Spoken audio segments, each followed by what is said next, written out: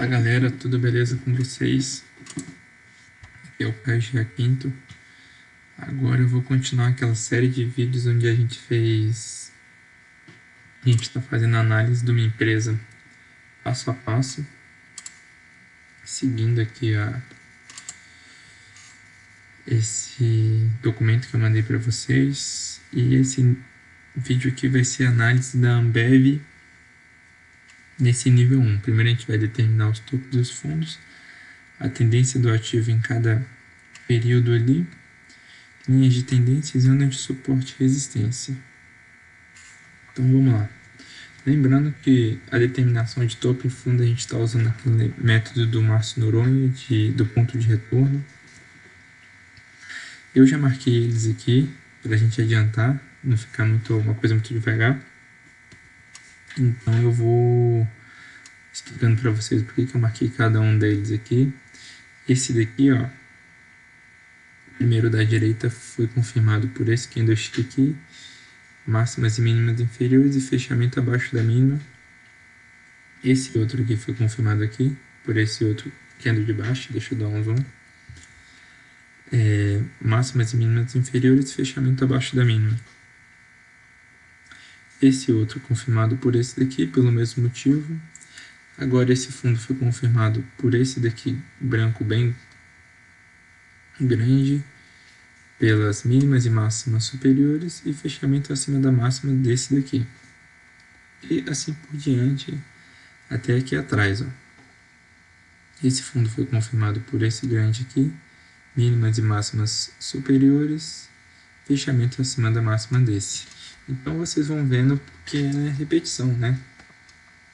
A gente vai identificar tudo isso daqui da mesma forma e só repetindo isso, e depois a gente vai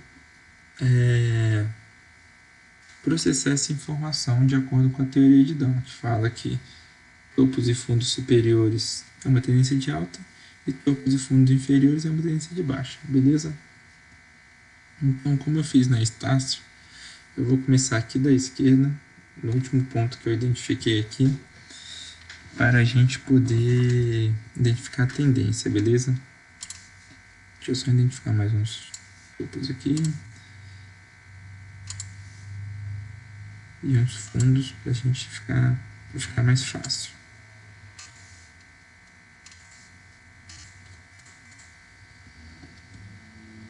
Então vamos lá. Então a gente pode ver aqui que a gente começou numa tendência de alta aqui, topos e fundos ascendentes. Aí chegou um determinado momento que a gente deu esse movimento bem forte para cima, uma correção, e a gente acabou formando um topo duplo aqui. Esse não é um vídeo de figura, mas não dá pra gente ignorar esse topo duplo. Pode até ver que o preço abriu acima desse topo aqui, mas fechou abaixo. Ele tentou ir um pouco para cima, isso aqui mostrou uma pressão vendedora forte aqui. A gente formou um fundo inferior a esse daqui e um topo inferior. Aqui eu não diria que a gente tem uma tendência de baixa ainda, porque só depois que a gente confirmar o rompimento disso daqui, ó.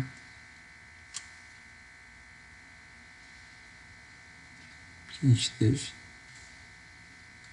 A gente já tinha fundos inferiores e topos inferiores, porém, se você olhar, esse rompimento desse último fundo aqui foi bem tímidozinho, foi só um pouquinho. Então eu esperaria um rompimento mais bonito mesmo. Então acabou que depois aqui a gente fez meio que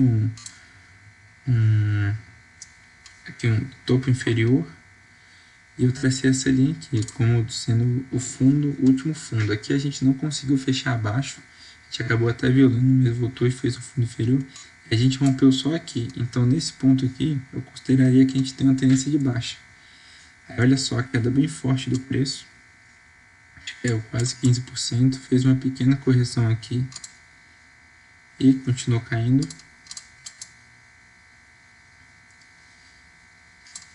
A gente caiu, fez outra correçãozinha aqui, que eu esqueci de marcar o fundo. E caímos mais um pouco, mas a gente caiu de uma forma bem tímida, assim, que o preço acabou parando essa queda bem aqui.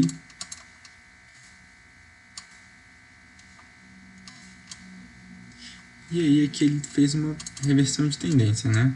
Olha só. Ele formou fundos na mesma altura aqui, praticamente na mesma altura aqui. E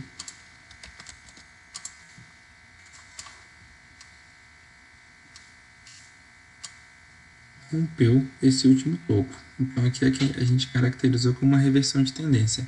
Aí acabou que ele fez topos e fundos ascendentes.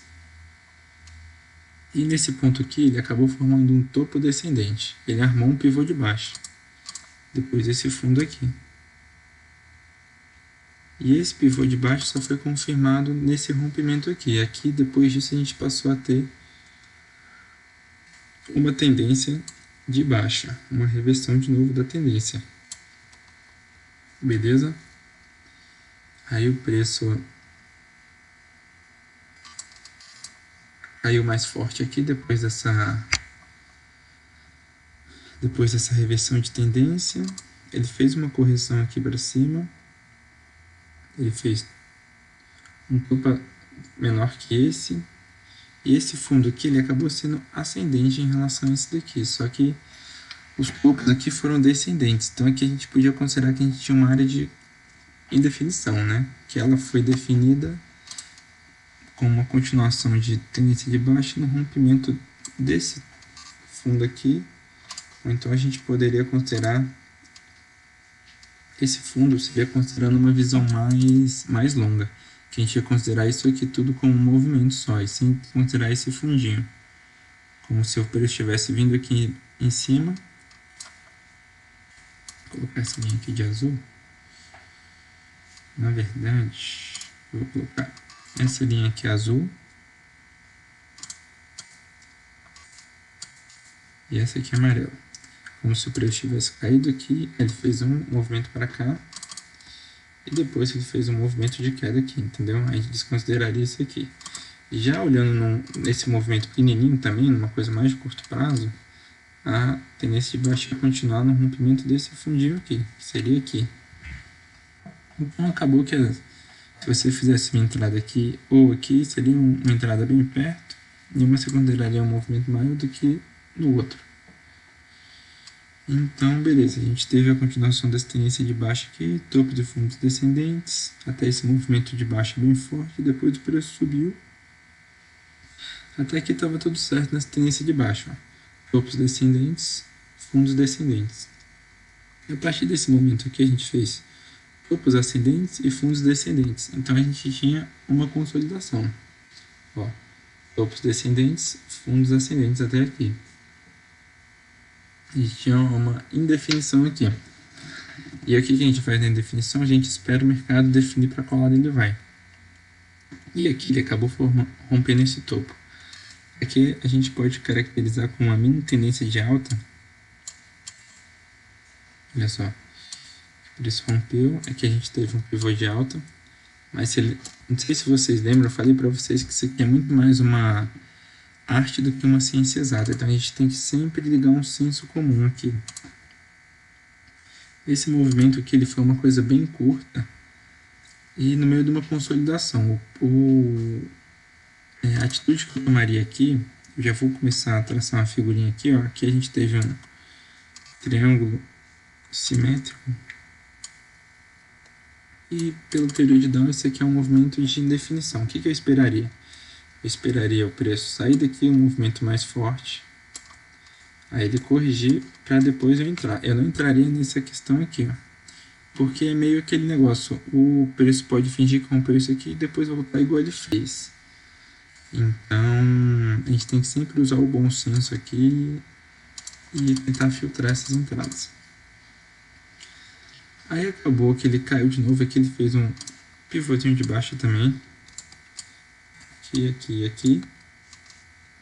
Só que pelo mesmo motivo desse pivô aqui, eu não entraria aqui porque, olhando mais de longe, igual a gente está olhando, sem olhar muito de pertinho assim, a gente vê que todo esse período aqui foi uma coisa bem definida. Então eu esperaria sair daqui e depois aqui, se tivesse um pivô de baixa, entraria. E acabou que não teve, ó. O mercado subiu de novo, fez um novo pivô de alta aqui e foi subindo. Beleza, aqui a gente acabou caracterizando a tendência de alta, ó, ele continua. Rompeu outro topo aqui, ó. Mais um aqui. E foi subindo. Beleza, então aqui a gente vamos ver se a gente acha a zona de suporte e resistência aqui nesses movimentos aqui, para a gente ver mais um tópico disso daqui. A gente já viu a tendência do ativo em determinados momentos, a gente já viu como determinar os topos e fundos. A gente vai procurar agora linha de tendência, suporte e resistência.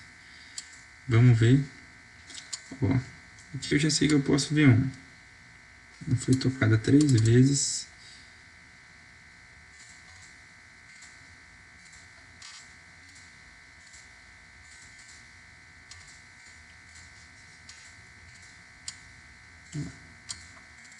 Um pouco mais para cá, para a gente ver como que o preço vai reagir a essa zona no futuro aqui, se ela testar de novo.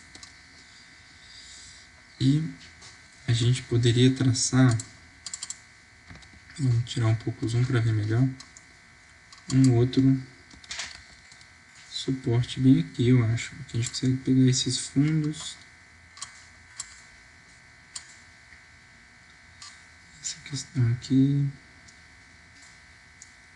Então acaba que a gente tinha outro suporte aqui.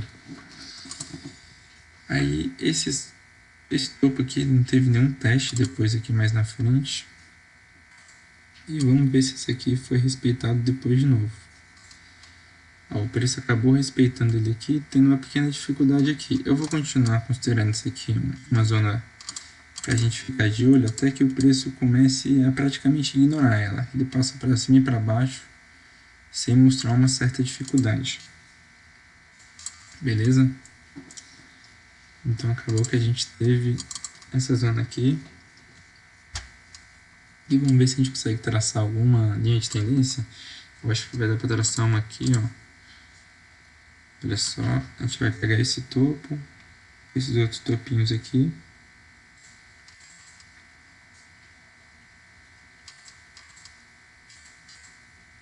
Colocar ele em vermelho para ficar mais fácil de ver. Ó, deixa eu só tirar essa setinha vermelha aqui. A gente ver se pegou nesse topo. Então, o que aconteceu? A gente pegou nesse topo aqui. A gente não pegou nesse topo. Pegou aqui e depois pegou aqui. Só que esses dois topos foi igual eu falei aqui, né, que a gente podia considerar isso aqui tudo um movimento, esse outro movimento e depois um movimento aqui para baixo. Eu não consideraria isso aqui uma validação pela proximidade desses dois toques. Entendeu? Então acabou que essa linha de tendência não foi validada. Porque só tem dois toques, né? Vamos ver aqui se eu consigo achar mais algum. Vamos ver esse movimento de baixo aqui.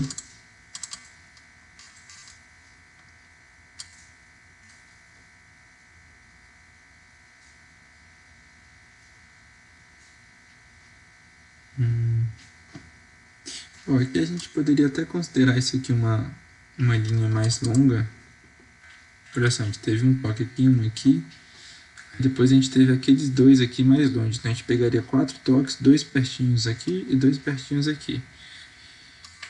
E teve mais um aqui, ó, outro topo aqui, que então seriam 3 toques longes e 2 pertinhos. Se a gente fosse considerar esses grupos aqui e esses grupos aqui como um toque só. Então eu poderia validar isso daqui. Aqui acabou que o preço rompeu, mas só confirmou esse rompimento depois desse pivô de alta aqui. Beleza?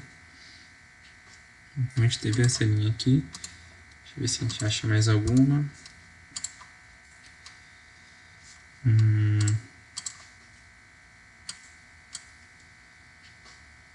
Vou colocar aqui em cima.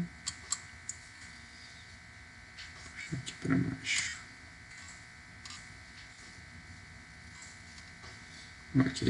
Aqui a gente poderia ter outra linha de tendência.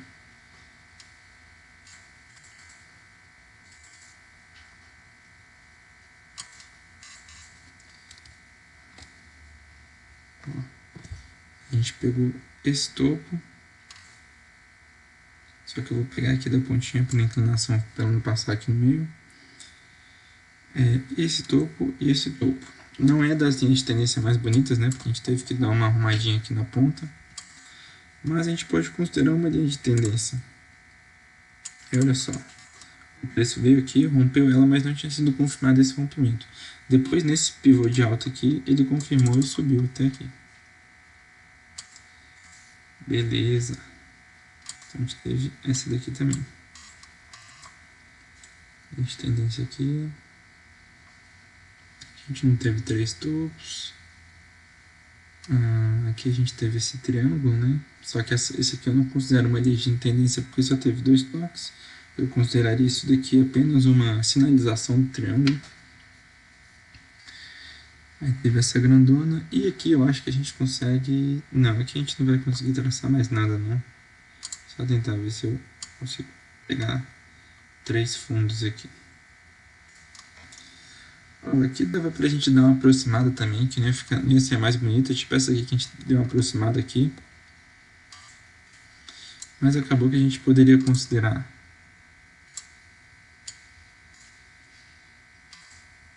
um toque ali embaixo, esse do meio, depois esse daqui de cima, beleza? Então esse aqui seria uma tendência de curto prazo, eu diria que essa daqui é uma de médio prazo. Essa aqui eu consideraria uma coisa entre médio e curto prazo, se a gente for olhar aquela nomenclatura de 3 tipos de tendência que o Charles Down falou lá, existiam.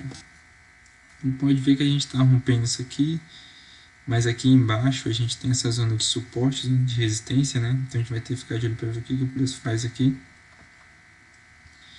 E esse vídeo é isso aí, galera. A gente viu os topos dos fundos, a tendência do ativo, as linhas de tendência e as zonas de suporte. No próximo vídeo a gente vai ver, a gente vai determinar as figuras que a gente acabou determinando uma de já, o triângulo, tendência de entradas em pivôs, posicionamento de stop loss, retração e projeção de Fibonacci. É isso aí, valeu, até o próximo vídeo.